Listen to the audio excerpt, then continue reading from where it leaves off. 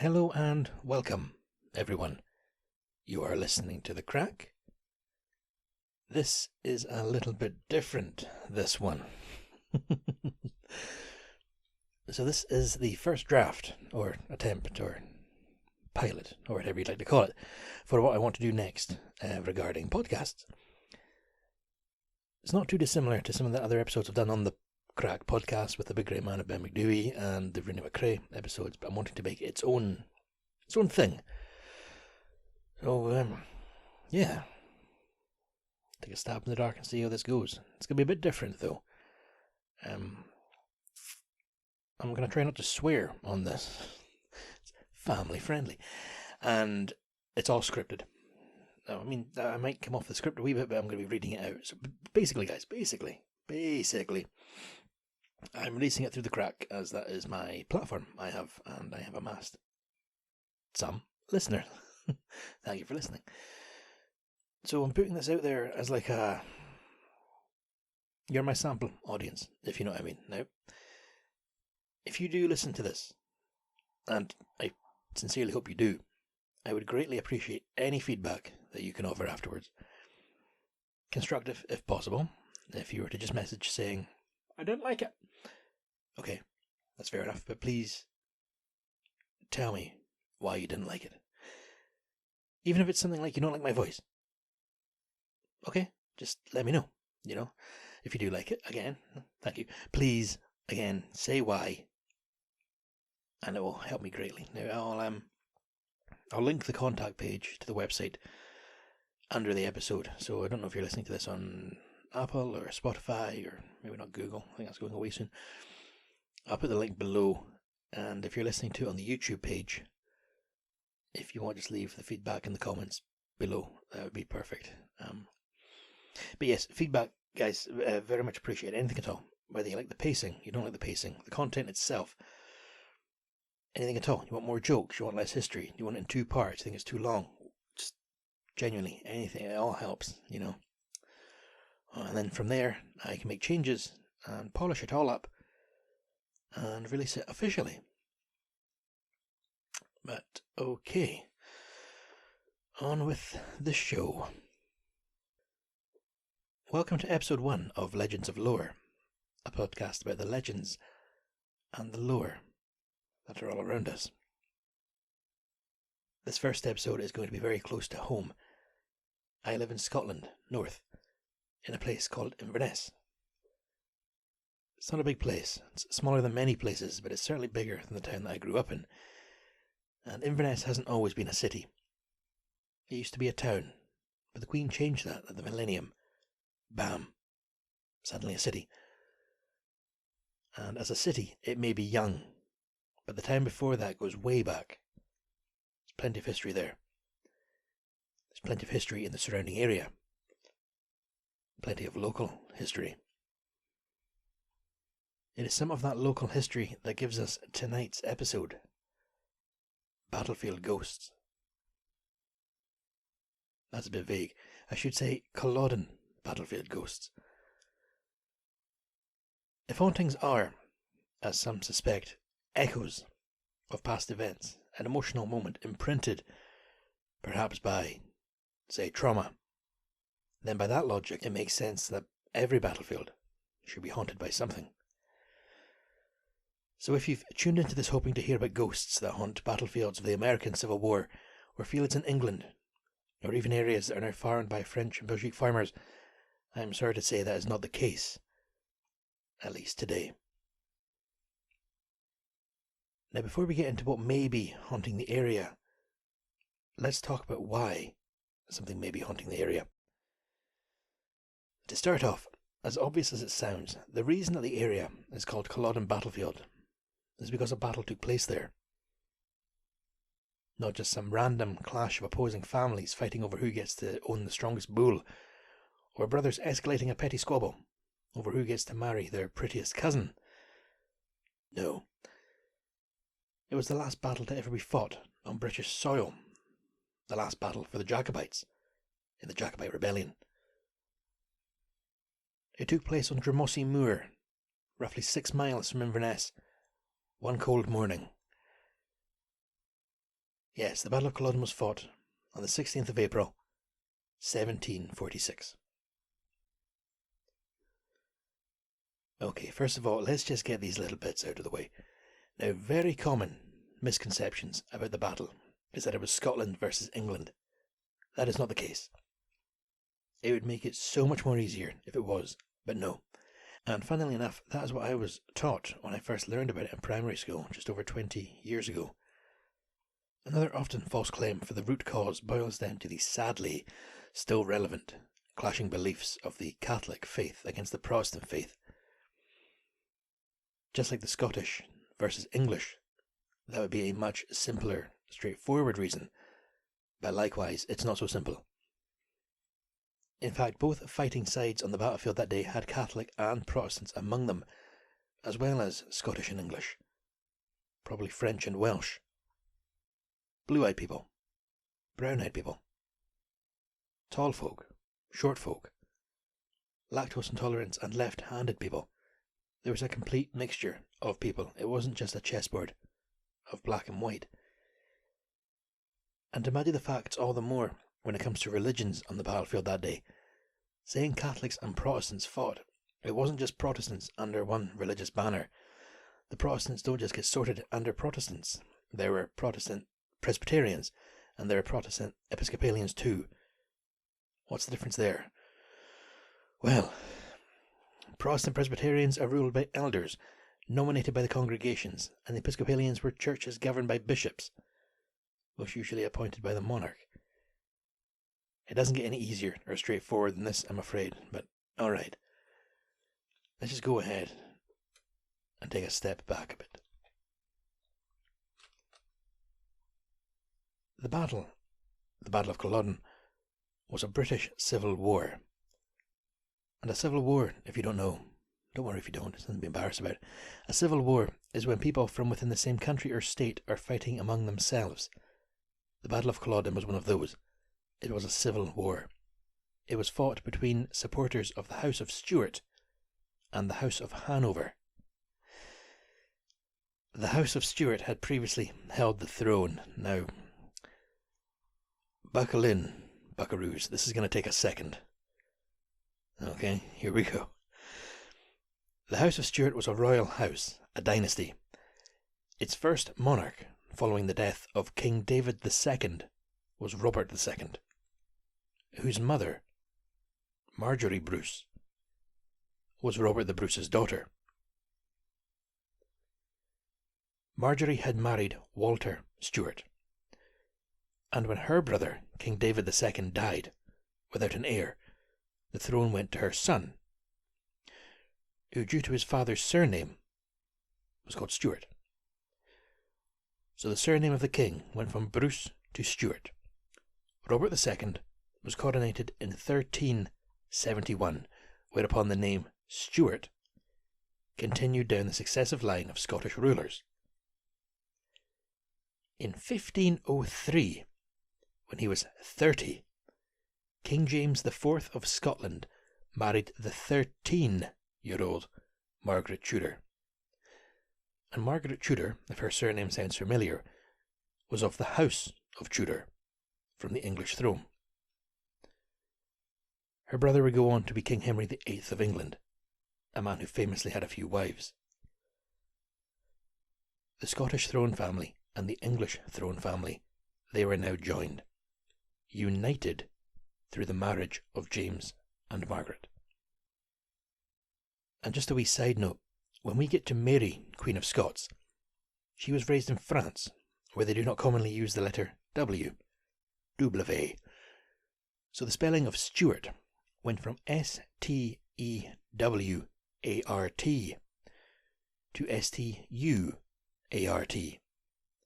the French way. 100 years after James Stuart's marriage to Margaret Tudor, Margaret's niece, Henry VIII's daughter, Queen Elizabeth I, after 44 years on the English throne, died. And she had no children. No one to pass the crown down to. In the order of succession, it went to the next heir. and this was James and Margaret's great-grandson, James Charles Stuart. Now, he was already the King of Scotland. He was James VI of Scotland, but due to the two separate crowns, he was also James I of England and Ireland. Same man, two titles.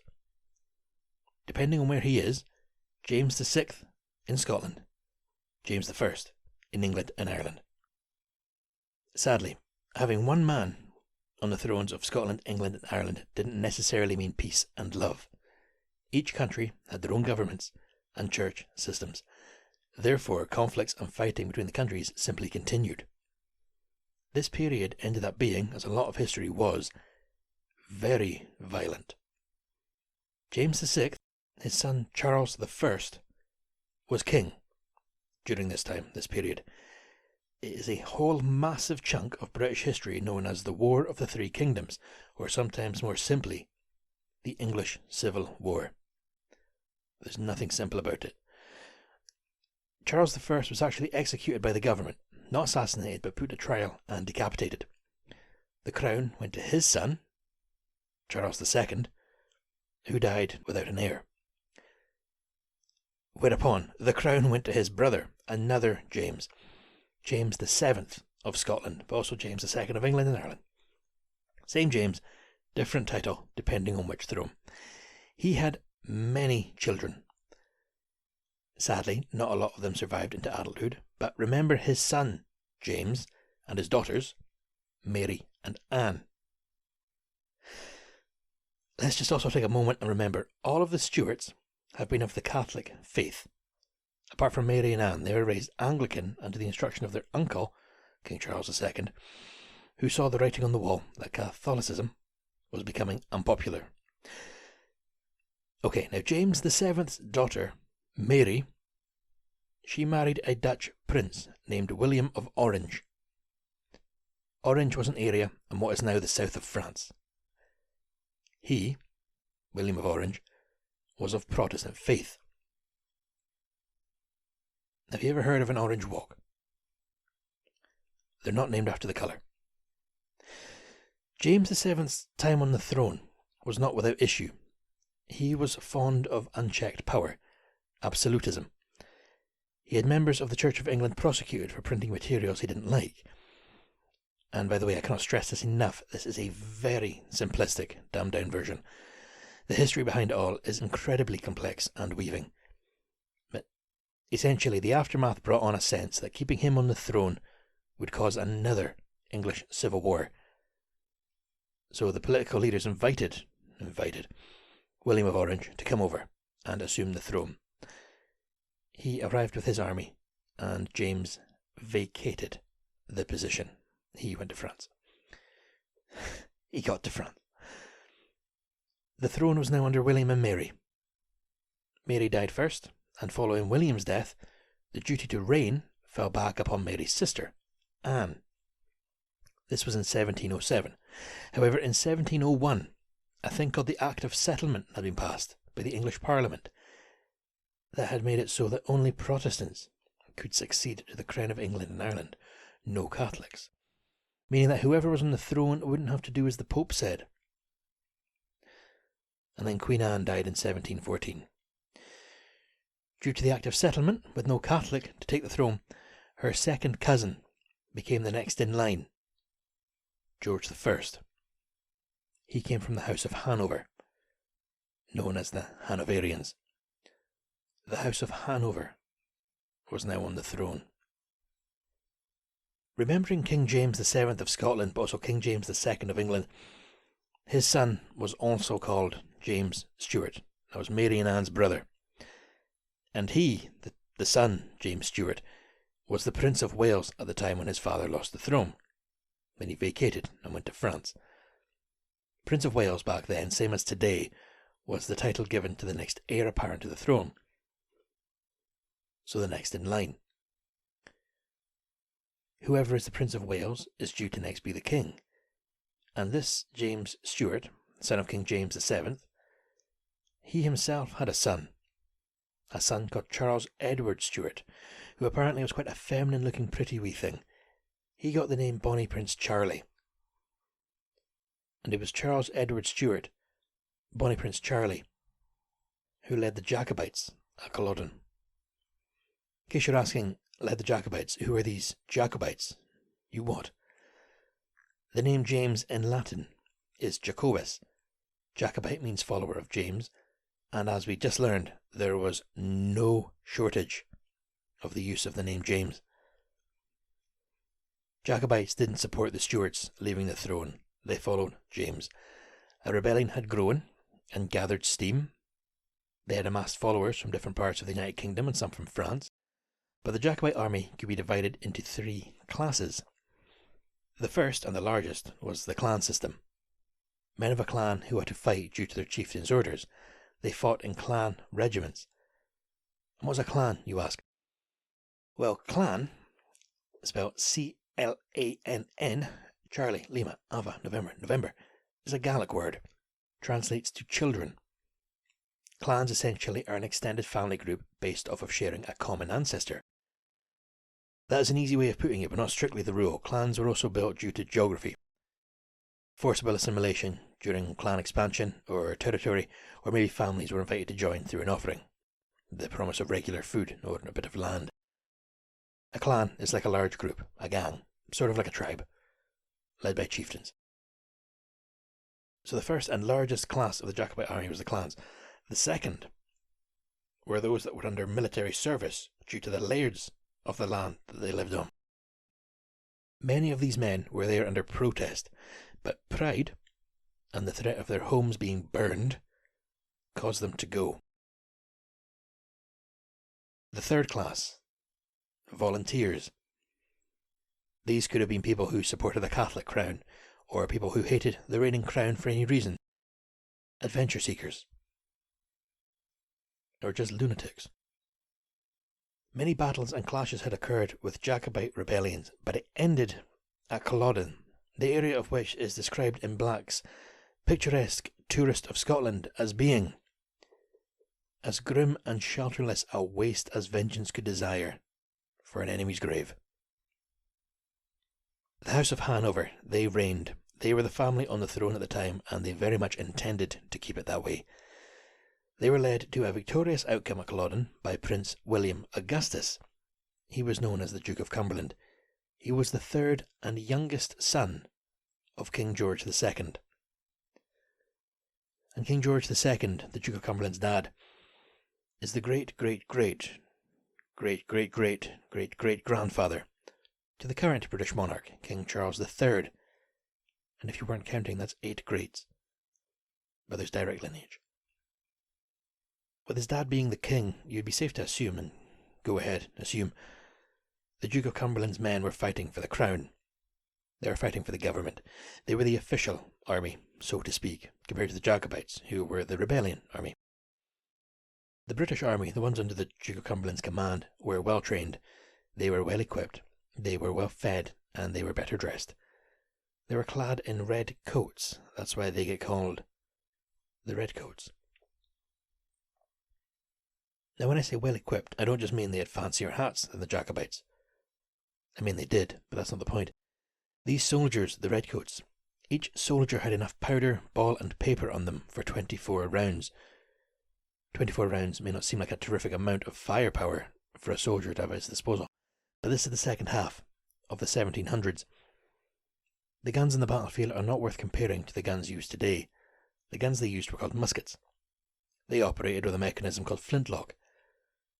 The way a flintlock gun worked can be explained in quite a straightforward manner, but I won't pretend that I could have come up with it. Okay, so imagine that you've got a hollow tube that's been blocked at one end. If you pour some explosive powder into that tube and then ignite it, the pressure is going to force upward and out of the tube. That's the only way the force can go. If you put something on top of the powder before you ignite it, when it does ignite, it's going to push that something up and out of the tube. That's basically how the flintlock guns work. The soldiers would pour gunpowder, a combustible explosive powder, down the barrel, a long narrow tube blocked off at the end, before they dropped a small ball made of lead down the barrel too. They would use a long narrow piece of metal, a ramrod, that was flattened at the end to press a little piece of fabric against the lead ball and to properly crush it down.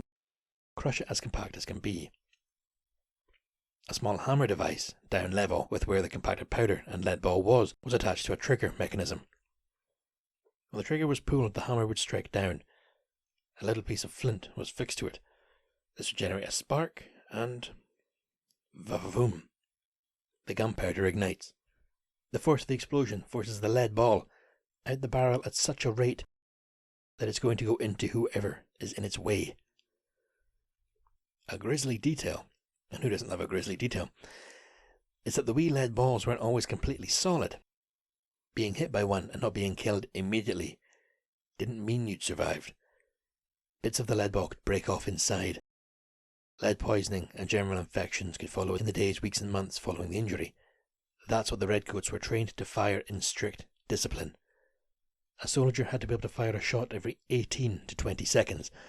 That includes the pouring of powder, getting the ball, ramrodding it down, lining up the shot, and bwam. Don't get me wrong, the Jacobites had muskets too. Not every soldier would have had one though, and they wouldn't have been as well trained, nor would the weapons have been as well maintained. Now rifles are obviously used over a short distance, a little range to them, and the redcoats, for when their enemy had got too close to be shot at, had bayonets to pop onto the end of their muskets, 16 inches long and sharpened the entire length. These were for hand-to-hand, intense, see the whites of your enemy's eyes combat, and 16 inches, that's almost 1.5 feet in length. But they were necessary. The Jacobites' preferred and tried and tested method, their battle technique, if you will, was to make a serious amount of noise, hooting and hollering, screaming and roaring, banging weapons together. And on top of all that, clans had dedicated pipers, bagpipers, to play pibrochs. Pibrochs are long, droning, morose musical pieces. They, the Jacobites, would stand in their amassed rows opposite the enemy. They'd make their noise, and then they'd move. But not move like left, right, left, in a military march style. No, they would start with just moving forward. Walking. A fast walk, but moving forward. And then quicken the pace. A walk. To a trot. To a jog. To a run. To a sprint. Hundreds of men, running full pelt together on the solid hillside or basin of a glen. The enemies would stand, hearing the thunder get closer and feeling the ground beneath them actually shake, rumbling. And when they came into view, it wouldn't have been a pretty sight. Not a sight that would calm them, anyway. Men wrapped in massive tartan outfits. Kilts, yes, but not a kilt like the modern formal garb you'll see a Scotsman wear to a wedding these days. Large, engulfing, baggy, darkly dyed kilts, rarely taken off, likely only cleaned when the wearer wore it while he walked through water. How many W's were there? All the alliteration today. Under the tartan, a dirty shirt. In those days, a white shirt wouldn't stay white for very long. And then there's the man's appearance. Unshaven, unkempt, lacking the discipline of the government army. He would have been showing signs of sleeping rough, and likely, very unlikely, he would have been unwashed. They would come charging, brandishing their weapons, a long broadsword, not for delicate fencing against an opponent, rather for swinging and slashing, to do as much damage as possible. They carried that in their right hand, the broadsword.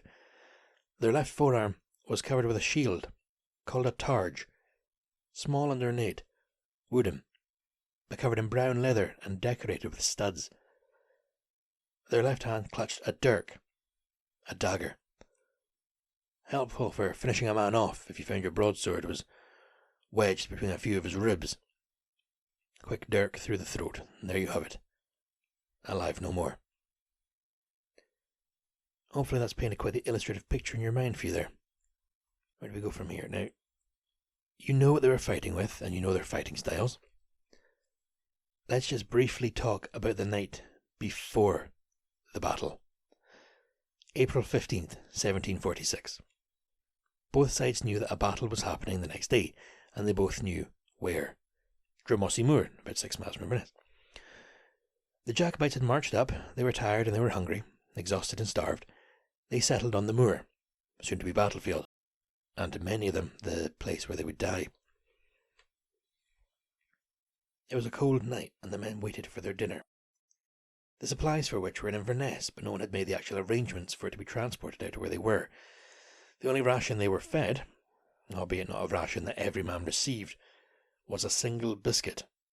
Adding all the more insult to that is that many had declined payment for their involvement, and instead opted to just be fed a meal. As they settled in for a cold night, rumour goes that Bonnie Prince Charlie wasn't hungry and shivering there among his men on the moor, but rather found himself being wined and dined in the cosy setting that was Culloden House. Culloden House is still there today. Well, there's a building there called Culloden House. It's not the same building Bonnie Prince Charlie would have had his Cocoa Pops in on the morning of the battle before making his way up to the moor. No, the building that is there now was built 34 years later, 1780. And there was more rebuilding in 1947 after a large chunk of it was destroyed beyond repair in a fire. Same spot, different building. With the Bonnie Prince cosy, safe, fed and merry, the Jacobites were left to wait on the soon-to-be battlefield under the command of their officers. And it was under the command of these officers, one named directly in a source I read, Mr. Lord George Murray. Now remember his name, Lord George Murray. We're going to talk about him some more later on. But it was under his command, and due to his ego, despite protests and reasoning that it was not a good idea, that the Jacobites set off at night for the town of Nairn to the east. And why were they going to Nairn in the dead of night? It wasn't for fishing ships by the beach. The Jacobites were at Culloden by the Redcoats. They were camping at Nairn. Not camping like took some fishing rods and were telling ghost stories around a wee fire. No, they were there as the army. Army camp. But the main reason to make the journey and to attack them that night was because they'd been celebrating. April the 15th, that was also the Duke of Cumberland's birthday. He turned 25 years old that day. And to celebrate, the men were supplied with barrels of brandy and ale. They were fed cheeses and biscuits along with meats. Sounds good. The Jacobite officer's logic was, if the army is cutting loose a little bit, letting their guard down, so to speak, and likely a little bit drunk, why wouldn't you take the opportunity to strike and cut their numbers drastically? Makes sense. The Jacobites set off, the long march began. Now today you can make the journey from the battlefield to Nairn. You leave the car park and follow the road, the B9006, eastward. You'll pass wee clusters of houses, Brookfield being one of them, and keep going and going and going. By the time you reach a little place called Cleffington, you're parallel to the river. But keep going on that road, not right to Codder, or left back down to the A96. Straight on. You'll reach Nairn. You'll come in by the sawmill. Simple as that, huh? Well, that's if you make the journey today. Back in 1746, it was a little bit different. No tarred roads, no streetlights at little intervals, no Google Maps. The army marched their way to Nairn as quickly as they could in the dark, with their empty bellies, and they lost their way a few times. However, they did manage to get back on track and apparently came within view of the Redcoats camp, but unfortunately, they heard the drums summoning the soldiers up for the morning. The Redcoats left Nairn to march to the battlefield just after 5 a.m, so we know it was shy of 5 a.m. when they heard the drums. No surprise attack. Instead, a hasty retreat, as fast as they could possibly manage, right back to the moor. So now they were frustrated with their failed surprise endeavour, unrested, unwashed, unfed, unhappy. Many of the different materials I was reading about this mentioned that men started to drift off and disappear in the search for food, as is to be expected. If you're going to ask a man to kill for you, and perhaps even die for your cause, you can at least give him some breakfast. They stood in the cold air. Sleet fell down on them. They just waited. And eventually, the redcoats arrived. They were organised and well equipped. Then everyone took their positions. Different accounts have different times for exactly when the battle began. I don't imagine there was an agreed kick-off time, but the armies faced each other. Some say noon, some say 1 o'clock, but around the afternoon on April the 16th, apparently the Jacobites fired the first cannon. In hindsight, a big mistake. Unfortunately for the Jacobites, by firing a cannon at the redcoats felt compelled to return the gesture. They rained down a barrage of cannonballs and musket volleys. When the battle began, the amount of smoke from the cannons was so vast and thick that the volley of musket balls fired through it could be seen almost perfectly. As I said, the redcoats' cannons fired continuously, during which time the limited Jacobite soldiers with muskets fired back and disciplined, missing the redcoats, seemingly aiming at the Duke of Cumberland. Now I know what you're thinking. But surely the Jacobites didn't just stand there and let the musket shots and cannonballs just fire straight into the lines of men. I like your thinking, but that is unbelievably exactly what they did. Lack of competent leadership had the men standing there taking the shots, and when a man fell, the officers would order the men to fill the gap, which is exactly as it sounds. A gap would appear because some poor soldier had just taken either a lead ball or a cannonball, or maybe both. The man fell. His place was vacant, so someone would be sent in to fill the gap. Easy work for the redcoats. All they had to do was find a line to shoot and just keep firing. The enemies would be putting themselves in the spot. It's ridiculous. Within 9 minutes, either eliminated or out of ammo, the Jacobites' artillery fired no more. Now, do you remember earlier how I described the Highland charge, the shouting and charging, how the ground would shake? No order was given for some time for the Jacobites to do that. Most of the deaths in the battle happened at the start due to the cannons, but eventually, after nearly half an hour of cannon fire and musket volley, the Jacobites did do their Highland charge. By this point, some of the clan regiments had lost nearly a third of their men, but the moor itself made for a very poor ground to do the charge on. Heading straight into musket fire and cannonballs, the Jacobites put forward their effort and ran into the smoke. But the ground was soft, marshy. It was moorland, not solid ground. The redcoats continued to fire as the Jacobites charged. So many Jacobites fell that the ones at the back ended up charging over their wounded and dead comrades. They eventually reached the redcoats. A redcoat survivor, a veteran to the battle, wrote a letter to his wife the next day and described the Jacobites' charge as, "They came running upon our front line like troops of hungry wolves." And then the hand-to-hand, face-to-face brawling began. The Jacobites' weapon was the broadsword. It needed to be used up close. A violent, intense, brutal brawl.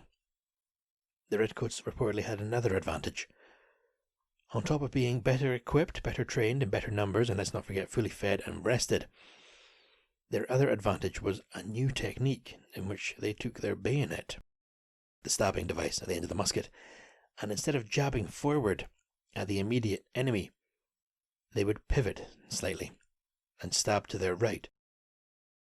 Not their immediate right. I don't mean that the redcoats were standing in the line just bayoneting their comrades.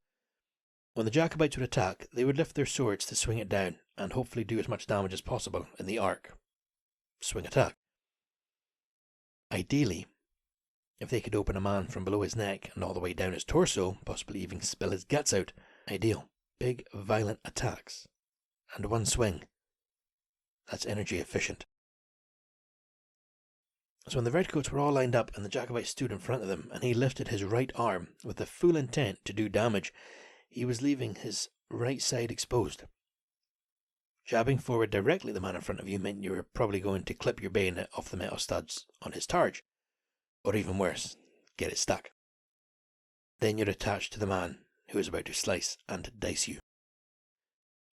To get around it, or to actually combat it, the redcoats would focus their attention to the enemy ahead and to the right of them, one over. Instead of sticking your bayonet out straight forward, you could do it diagonally. Get the man on his exposed side. Maybe puncture a lung if you were lucky. Then again, 16 inches, that's going to basically go right through him. Puncture both lungs and skewer his heart. Yikes. Whether or not your adrenaline and instinct would allow you the discipline to actually manage that in battle is up for debate. And it would have taken a tremendous amount of trust in the guy to your left. Look at the person to your left now. Would you trust them to bayonet a Jacobite who is about to cleaver you? Well, with the Battle of Culloden now in full bloody violent swing, it didn't take all too long for the Jacobites to meet defeat. A redcoat, a fusilier by the name of Lynn, was quoted as saying, once the smoke lifted from the centre of the moor, "I never saw a field thicker of dead." Another account describes the aftermath as, "The heather before them wreathed and heaved, and the air was full of the cries and the groans of the wounded. Where the fallen were thickest, the bodies made little pyramids, from which naked arms or legs jerked in agony, and the red and yellow of the tartans were mixed with the blood and bile of the clans." The redcoats were victorious. Bonnie Prince Charlie fled and got away. More than 300 Jacobites who had fled from the battle were captured soon after and arrested. They got brought back to Inverness. Although the totals, by the end of the whole affair, had it as around 3,500 Jacobites had been taken prisoner, 200 of those were executed or died in prison. Around 1,000 of them got shipped off to the colonies, essentially forced labour as a prison sentence. More than 200 were banished, I didn't know where to, and mysteriously, the fate of 700 more is unknown. Now, the aftermath of the battle. This was now when the Duke of Cumberland earned his nickname of the Bloody Butcher. Redcoats policed the Highlands, or as it was named, to pacify the Highlands. Jean Pebble writes in his book Culloden, "So Cumberland set about bringing the Highlands to heel in the manner he thought best. In every town, at tuck of drum, his orders were read, demanding the submitting of all arms under penalty of hanging, demanding the laying of information against hidden rebels under penalty of hanging, demanding the surrender of the young pretender under penalty of hanging." The young pretender being Bonnie Prince Charlie. Pretender because pretending to be the rightful heir to the throne. In every town, every morning, people were reminded that a hanging could be their fate if they didn't obey. And say what you want about the Duke of Cumberland, he seems to have been a bit ahead when it came to equality. It didn't matter, man or woman, young or old, he would have them hanged. In fact, before he even won at Culloden, the night before in Nairn, he had ordered the hanging of a 17-year-old boy who had been accused of spying for the Jacobites. The boy had been cut down after a minister from Nairn had appealed for the mercy of the young man, and apparently the boy did live. He had some blood let and regained consciousness. Yes, the redcoats, they terrorised the population. For the next few months following the battle, they wandered from village to town, to croft, to settlement, to fishing bay, to ferry ports, all around the Highlands. They would plunder and loot the homes they came across. They often burnt the homes too, and this was regardless of whether the man of the house had fought for the Jacobites. The redcoats were, in a word, bullies. Many of the people living in the Highlands at that time spoke Gaelic and not English, so they couldn't surrender or explain or plead to the attackers, the rapists, the arsonists, the thieves. The people of the land were forced to take an oath of loyalty in English. And the oath goes, "I do swear, as I shall answer to God at the great day of judgment, I have not, nor shall have in my possession, any gun, sword, pistol, or arm whatsoever, and never use tartan, plaid, or any part of the Highland garb. And if I do so, may I be cursed in my undertakings, family, and property. May I be killed in battle as a coward, and lie without burial in a strange land, far from the graves of my forefathers and kindred. May all this come across me, if I break my oath."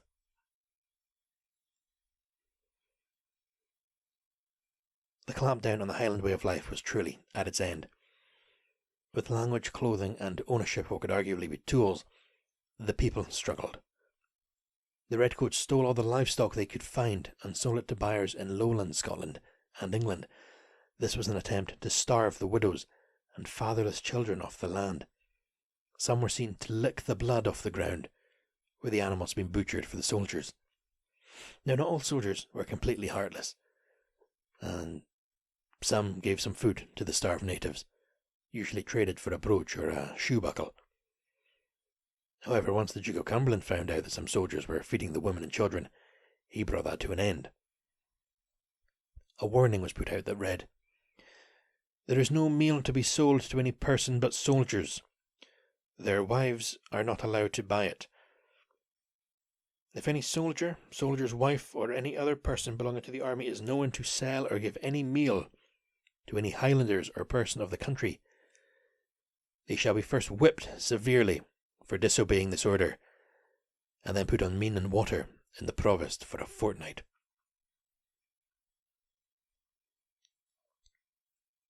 Food became scarce. People became desperate.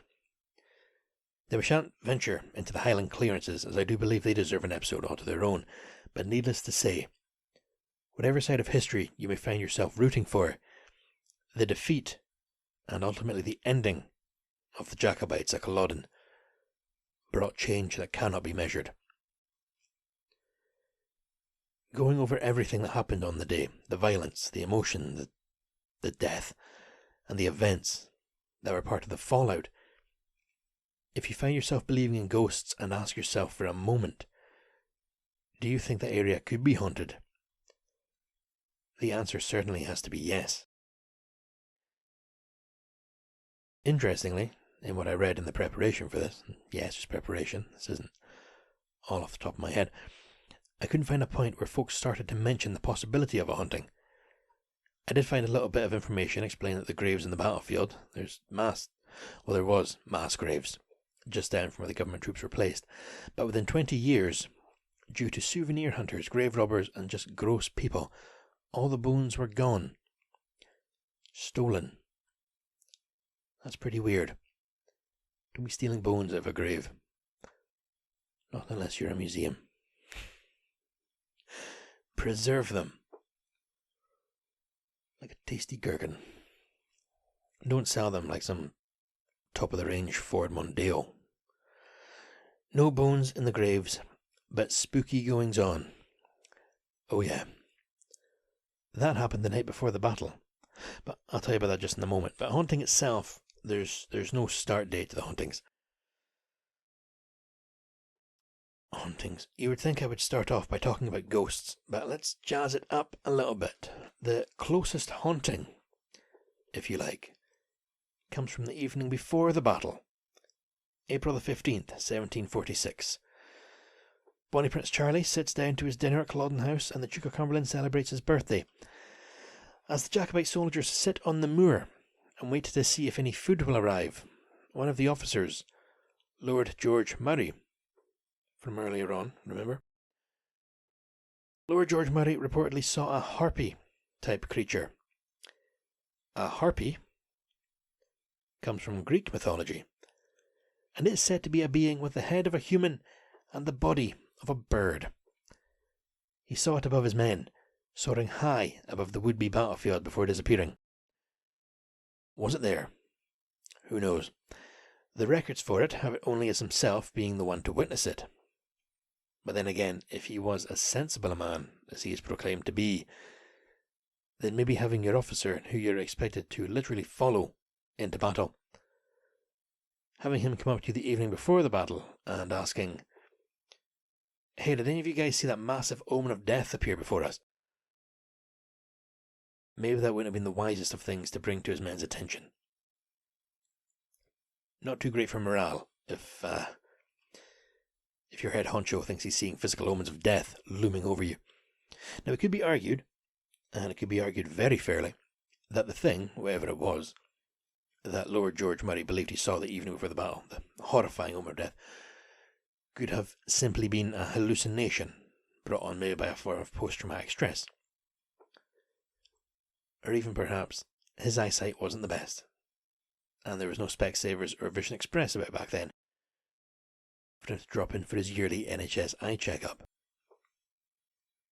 Maybe he saw a bird or something physically blowing around, and his eyes just weren't up to the task of identifying it. Maybe. But what's this? I'm going to read directly a passage from the book Culloden Tales by Hugh Allison. The following occurred in the early 1990s. This is a tour guide's recollection of what happened. There was a full moon as we walked across the moor, and just a hint of mist starting to form. Although the evening was cold, it was blessed by that winter's edge that makes you glad to be out. So we paused at the stone inscribed, "The Field of the English." I was looking down the government lines when I saw it. I drew the attention of the others to what looked like a large, black, broken umbrella straddling the path, close to the yellow flag. Imagine our surprise, therefore, when it stretched itself and arose from the ground, looking like nothing quite so much as a giant black bat. It creaked its way into the sky, although not far, and then, after hanging there for seconds, it disappeared. It didn't fly away, it just disappeared, vanishing before our eyes, like the picture on an old TV. Fit into a flat line, then gone. Well, what do you think of that? Did the tour guide see the same creature as Lord George Murray, hundreds of years apart? Was that some kind of omen of death lurking around the battlefield? Maybe some rare toadstools released a hallucinogenic spore and the folks were all tripping. All they saw was a duck going through a goth phase. Interesting. The battlefield is, of course, home to most of the hauntings and unexplained ongoings there. There are some a bit further afield, but we'll get to them later. Okay, so the battlefield itself. Now at this point I'm going to be straight up with you and say that I walk the dog here, I would say at least 3 nights a week. And that's not slang for anything. I quite literally drive up to the little car park, get out, and do a route around the battlefield with my 4-legged companion getting a good sniff around and as many toilet breaks as she needs. And don't worry, I always pick up when she leaves. Very often, like the majority of the time, I'm the only one up there. And I have never seen anything or heard anything or felt anything as much as I would like to. The spookiest thing that happens there that I've seen is the amount of people who go to the grave marker for the clan that the character in Outlander is from, which is fictional, guys. And they've actually worn down the ground around it to the point that it was fenced off to give the grass a chance to grow back to normal. And I don't imagine that the National Trust of Scotland minds too much because there's good money in tourists. But without getting all ranty and going way off topic, mainly because I have no proof, I've only been told apparently there's a coffee kiosk that they wheel out in the summer onto the battlefield so that visitors can grab a cappuccino in the sunshine while they take a moment to consider the dead and then eat a wee slice of shortbread. Next thing you know, they'll have a hot dog cart, and you can visit the graves after you pick up some chips, cheese and gravy. Hopefully not, that'll be scarier than it goes. Plenty of mention of what I haven't seen on the battlefield, but what about what other people have seen? One of the more common examples of a haunting seen on the battlefield is that of a tall man. A gaunt figure, reportedly adorned in Highland dress, he is said to wander the battlefield, a lost, vacant expression on his face. Now, it's hard to get lost up there because there's a good path system. Regardless, those who approach him hear him mutter the word defeated to himself.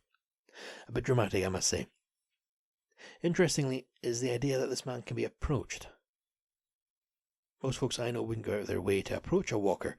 Certainly, if you're going to walk past them, you'll give the smile or raised eyebrows and hi. But to make a beeline and listen to what a gaunt lone walker is mumbling to himself, that's strange.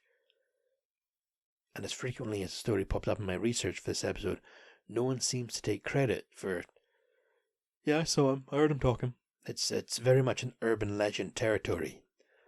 The examples were always a friend of a friend's parent type stuff, you know. A story I found interesting that does have a person who takes credit took place on the anniversary of the battle. The gentleman lived nearby, walking distance, and after midnight, so very early into the morning hours of April the 16th, he was still up and took his dog for a walk on the moor. As he walked, he saw in the distance what seemed to be little glows of small campfires. Odd, but not unnatural. He would approach in the direction, only for them to extinguish and fade. When he looked around, there would be more in the distance.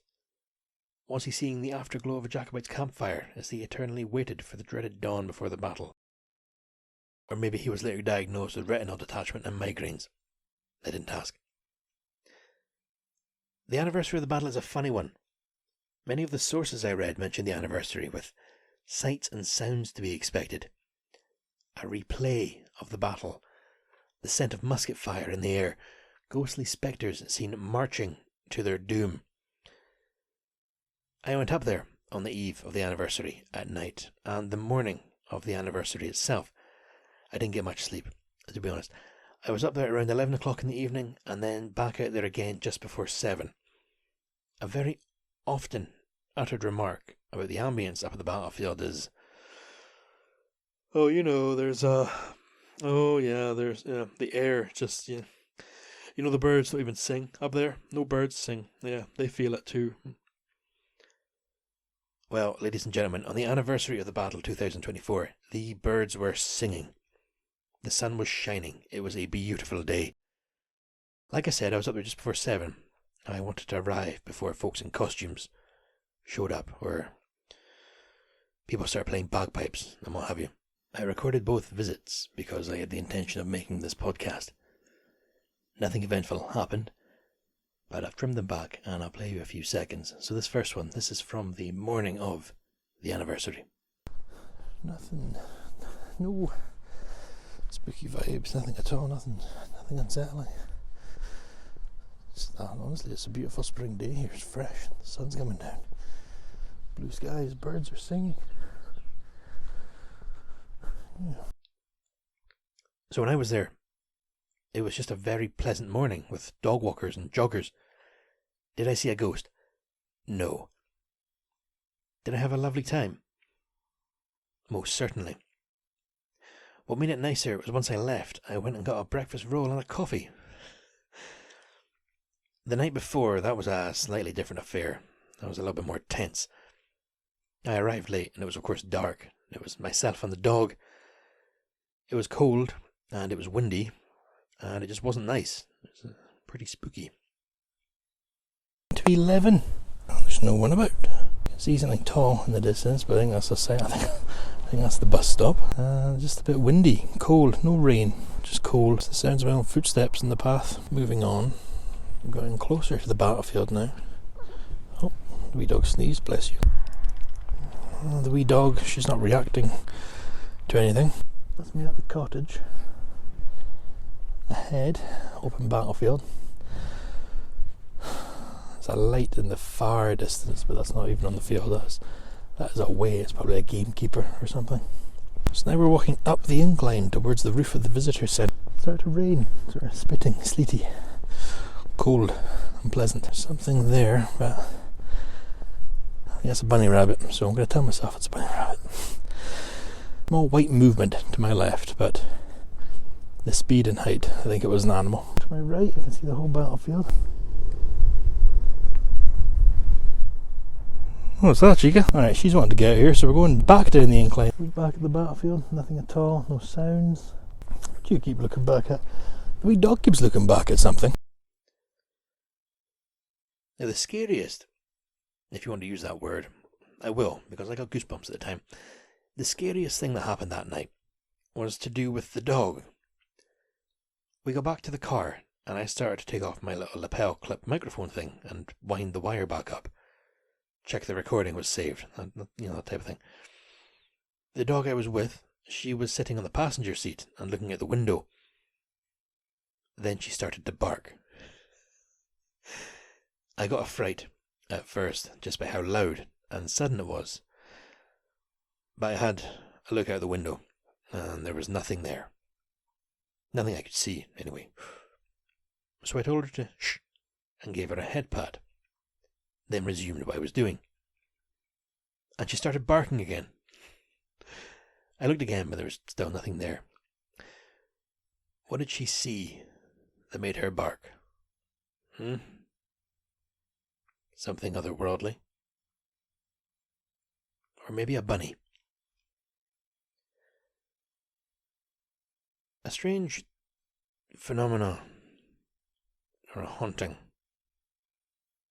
I don't know what to label it, that popped up when I was researching this that made me recall something I'd heard a little while ago. I was at the local theatre with a friend, watching a stage version of a paranormal themed podcast that had been developed into a TV show. Truthfully, I'd never heard of it, but I was invited, so I went and I had a good time. Got some scares and some laughs. It was a decent show. At the end, one of the hosts started talking about local hauntings. And of course, Culloden battlefield was mentioned. She spoke about the figure walking the moor, defeated. And then about how the birds don't sing. Yeah. Once they'd said their piece, they offered the room an opportunity to share any ghost stories. One of the audience members, a man who actually went to college around the same time I did, raised his hand and got the opportunity to share. He told about how his neighbour was a reenactor, one of the guys who will go along in costumes authentic to the period and recreate what they believe to have happened. Now, don't laugh at these folks. They're putting their energy into what they love to do. And I wish I had something I was that passionate about. And besides, these reenactors, is that any different than dressing up like your favourite football player and watching the game?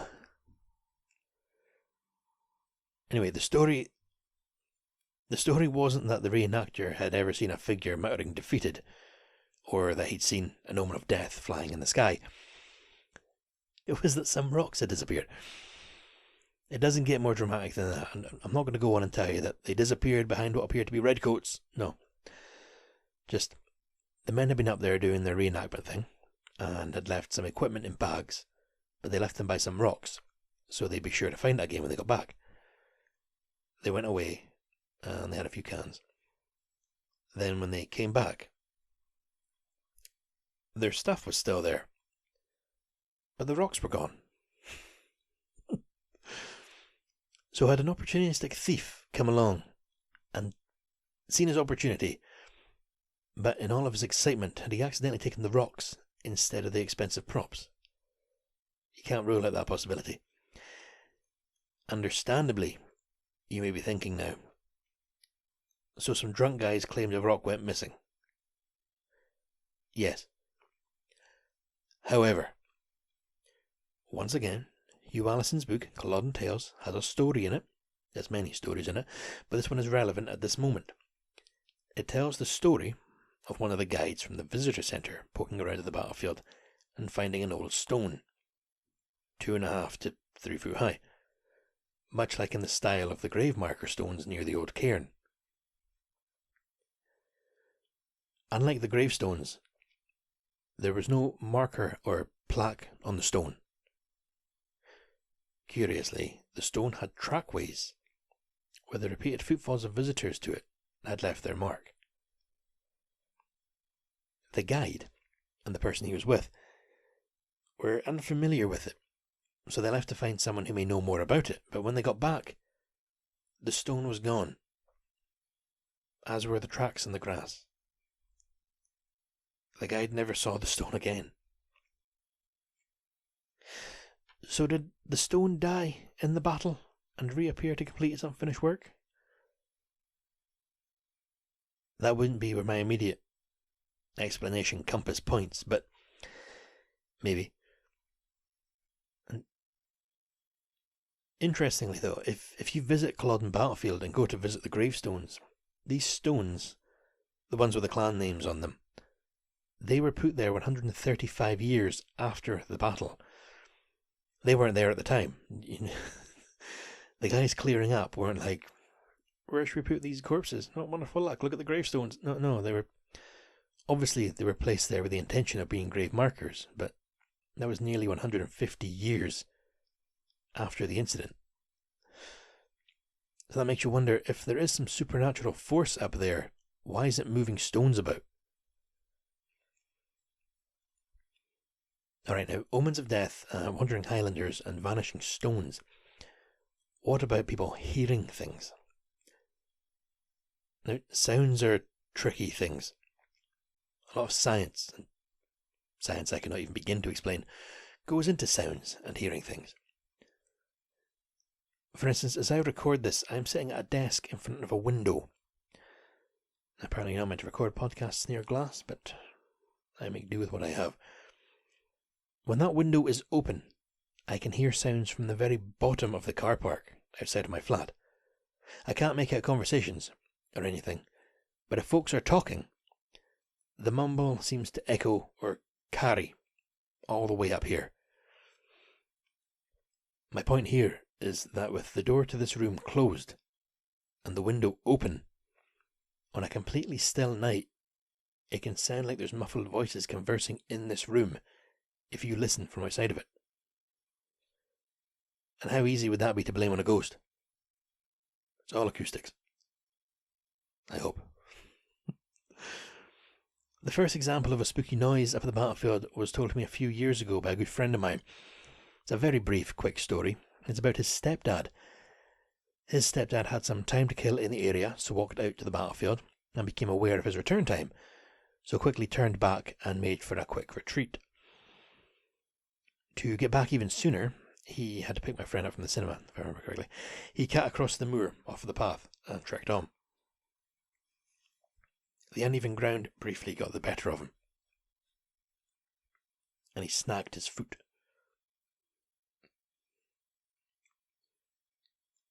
He went down.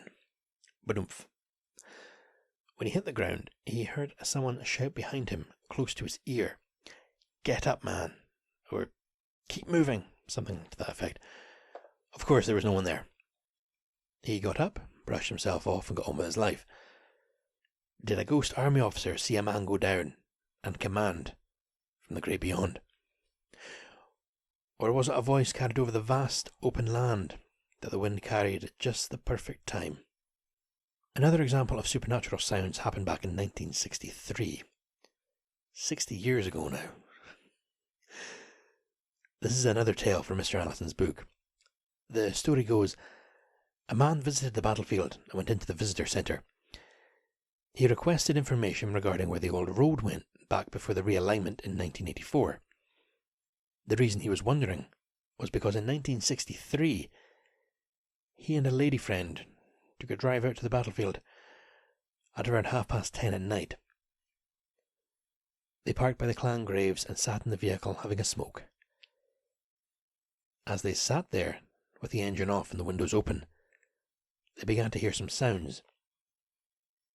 Sounds of horses' hoofs, clip-clopping, of horses neighing, of the sounds of men marching and mumbling chatter as they went along. The smoking visitor and his female companion, they didn't see anything. It was all sounds. The volume increased. And then, just like something from a horror film, when they couldn't take any more and wanted to get out of there, he turned the key to start the engine so to make their quick getaway. But nothing happened. No turning of the engine, no electronics in the vehicle, no lights or sounds. Nothing. It was only once the sounds outside stopped did the vehicle start, and they made their way.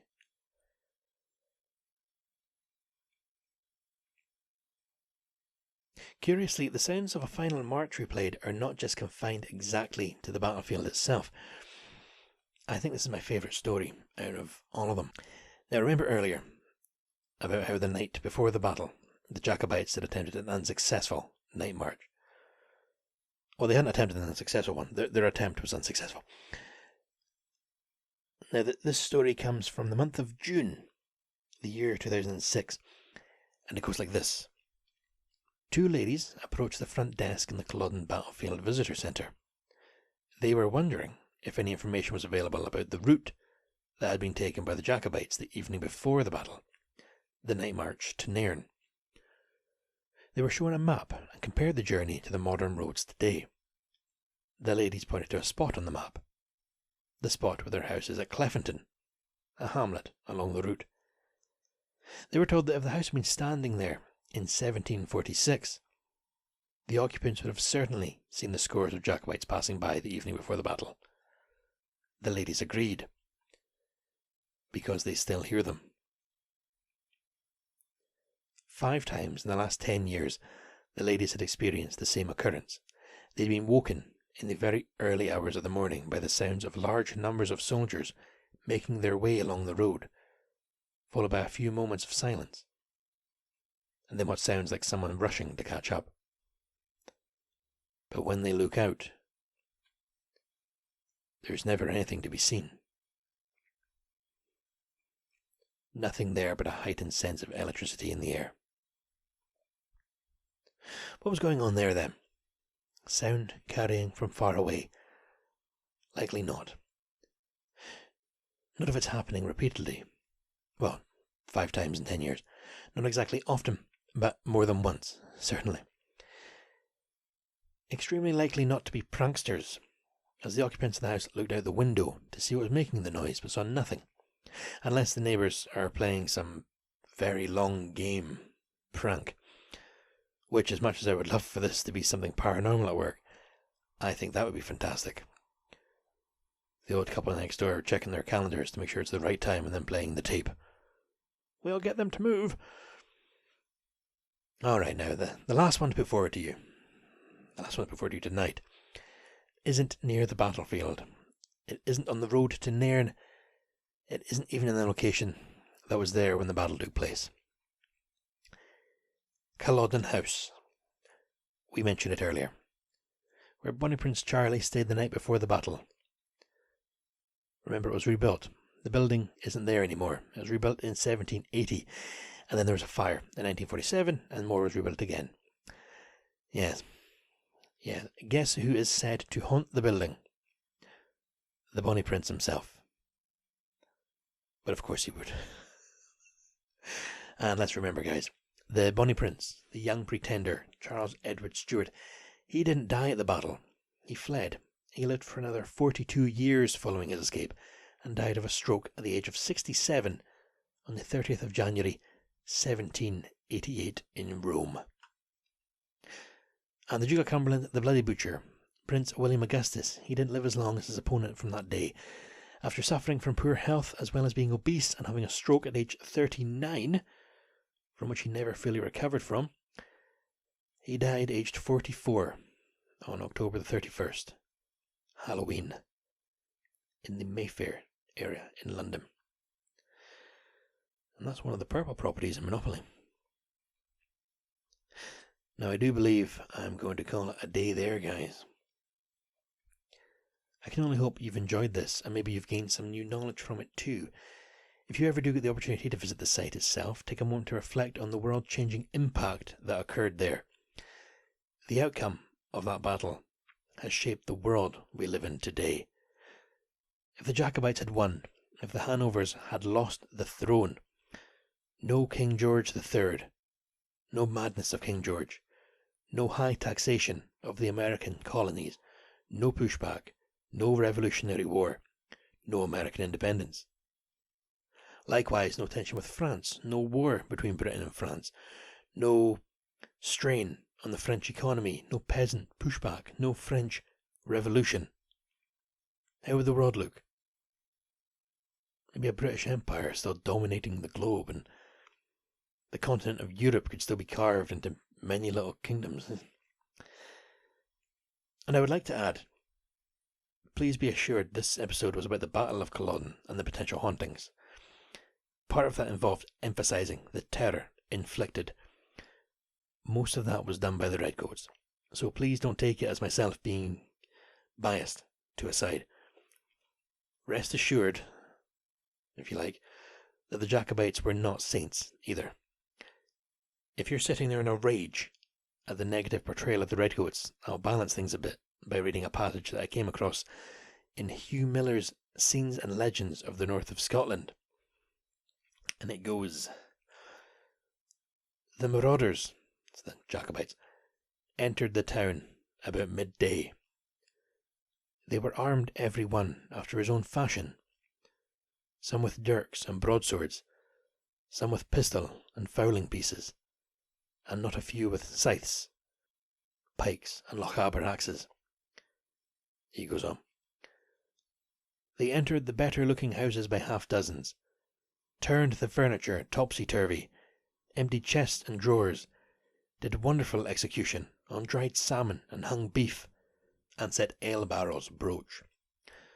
One poor woman, in attempting to rescue a bundle of yarn, had her cheek laid open by a fellow who dashed the muzzle of his pistol into her face. Another was thrown down and robbed of her shoes." So they did do their fair bit of looting and menacing too. If we ever cover the other Jacobite uprisings and battles, I'm sure that will all be covered there. Rascals. Thank you very much for listening. This has been episode 1 of Legends of Lore. If you do visit Culloden battlefield and see an omen of death, or pass a Highlander mutter defeated to himself, even if you hear something you can't explain, let me know. I'll do a special episode of listeners' experiences. Regarding that, please just get in touch. Tell me your ghost stories. Share your own brushes with unexplained phenomena or a legendary event you're somehow connected to. Remember, everyone has a ghost story, or a good tale about something amazing. And if you don't, maybe it just hasn't happened yet. Okay. Right, guys, so that was the first episode. Fucking a weird reading a script, maybe, yeah. So I won't even try and influence your feedback. If you could please possibly leave any feedback, very much appreciated. But yeah, I just sat down, tried that all in one go, so now I've got to edit and cut out all my weird pauses and the sounds of folks shouting outside, and then there was seagulls at one point and cars. Jeez, oh. There's a few of those. I'm going to have to edit them out. Okay, guys, so please do get in touch with any feedback. Very much appreciated. I hope you're well, and there'll be a normal The Crack podcast episode coming soon. Alright, guys. Speak to you next time. Bye for now.